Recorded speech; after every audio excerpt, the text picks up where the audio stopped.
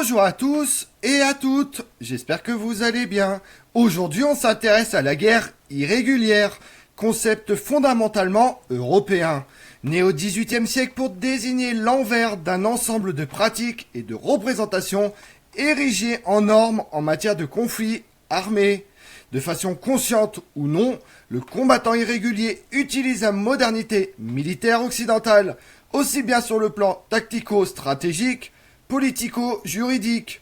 Dans ses diverses formes, la guerre irrégulière s'est traduite par des campagnes de guérilla contre des armées occupantes, mais aussi par des actions clandestines destinées à surprendre ou contourner un adversaire beaucoup plus puissant, en s'attaquant à ses arrières logistiques ou politiques. Vous voulez en savoir plus sur la guerre irrégulière? Venez avec moi.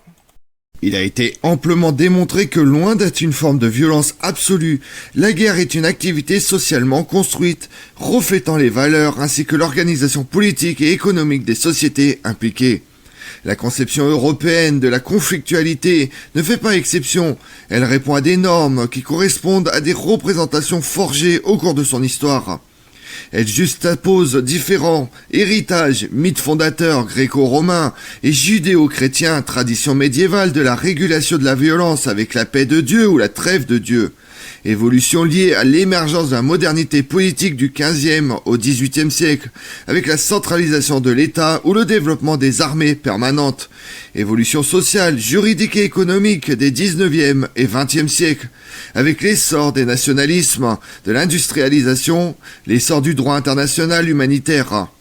Il en résulte une forme d'idéal type de la violence armée, parfois désignée sous le nom de guerre régulière ou conventionnelle, qui domine notre représentation de la guerre.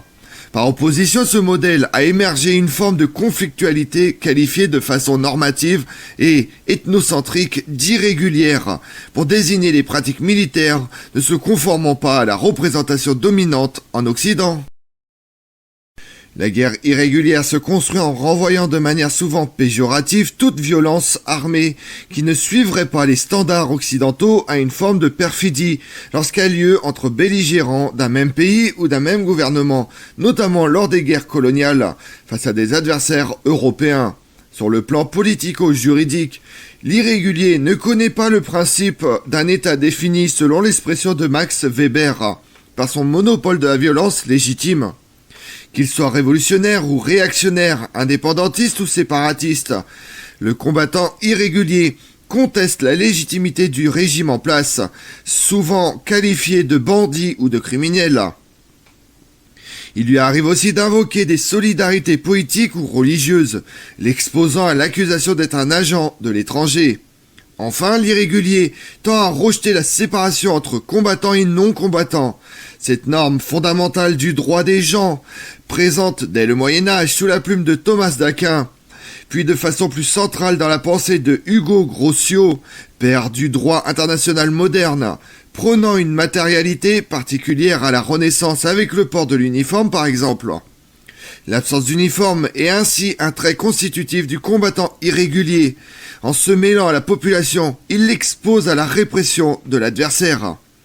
Les normes s'appliquent aussi au niveau tactique, là où les armées conventionnelles ont concentré leurs efforts sur une croissance continue de la puissance de feu. Les forces irrégulières misent sur la mobilité.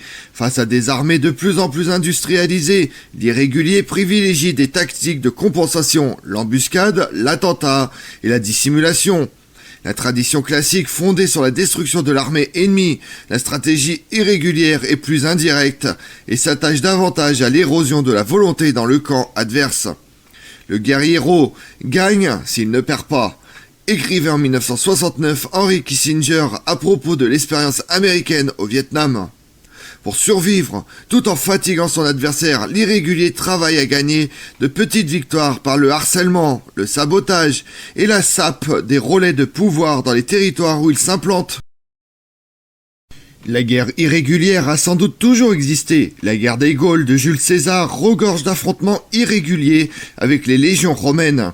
Si ces méthodes persistent jusqu'à l'époque moderne, c'est la structuration des armées permanentes au XVIIe siècle, l'accroissement des effectifs et des besoins logistiques qui expliquent le développement des tactiques de harcèlement sur les lignes de ravitaillement. Le XVIIIe siècle voit une professionnalisation de la petite guerre, c'est-à-dire de petits détachements conduisant ces attaques sur les arrières, qui sont à l'origine du terme de partisans. Avec l'émergence des sentiments nationaux au XIXe siècle, la petite guerre se démocratise et prend de plus en plus souvent la forme d'une résistance populaire à un ennemi étranger. C'est le cas lors des guerres napoléoniennes, avec la guérilla espagnole, les partisans russes de 1812 ou même le Landwehr prussien de 1813. Si la seconde moitié du XIXe siècle voit d'autres épisodes de ce type en Europe, à l'instar des francs-tireurs français de 1870, la pratique de la petite guerre s'efface devant la confrontation des grandes masses. Hors d'Europe, en revanche, les quêtes coloniales conduisent à une multiplication des conflits irréguliers, à l'origine de nouvelles doctrines de pacification venues de France, du Royaume-Uni, mais aussi de Russie et des États-Unis. L'avènement de la guerre totale, au tournant du XXe siècle, amorce une nouvelle transformation de la guerre irrégulière.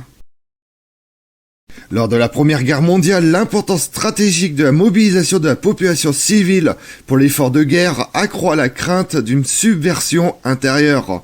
Le largage de tracts défaitistes ou la diffusion de fausses nouvelles introduisent l'idée de la propagande comme une arme de guerre. La guérilla n'est pas en reste. Elle permet ici ou là de contourner un champ de bataille paralysé par une guerre de position. Les soutiens allemands à l'insurrection irlandaise de 1916 ou britanniques à la révolte arabe du Hedjaz en 1917 en sont des exemples.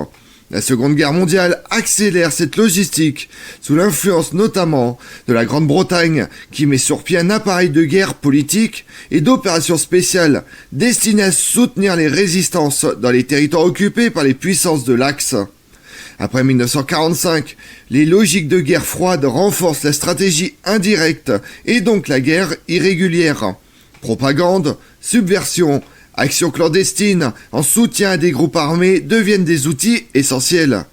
C'est ce que montre en Europe la guerre civile grecque ou la tentative de déstabilisation en Albanie par les services spéciaux américano-britanniques. Mais c'est surtout dans ce que l'on appelle alors le tiers-monde que cette forme de conflictualité s'installe durablement. Stratégie asymétrique, guerre irrégulière s'est vite imposée comme l'arme de choix dans les guerres de libération nationale, qui de 1945 à 1977 mettent fin à l'ordre impérial européen. Dans bien des États d'Afrique et d'Asie, la période coloniale débouche sur des guerres civiles, rébellions séparatistes et autres luttes armées qui prolongent la conflictualité irrégulière jusqu'à aujourd'hui. Enfin, le terrorisme émerge au début des années 1970 comme un nouvel outil de la guerre irrégulière. Comme on l'a vu, la réduction du modèle d'affrontement classique au lendemain de la Seconde Guerre mondiale, la guerre irrégulière s'est progressivement imposée comme le mode dominant, aussi bien par la guérilla que par le terrorisme. Cette prévalence résulte aussi bien de la confrontation indirecte entre les grandes puissances. Je vous remercie d'avoir suivi cette vidéo en ma compagnie. Si vous voulez connaître mes autres vidéos, retrouvez-moi sur ma chaîne YouTube Tout sur l'Histoire avec Damien, mais également sur les réseaux sociaux, Twitter et Instagram, Histoire Damien. Et pensez à liker, commenter et vous abonner. Je vous remercie à tous.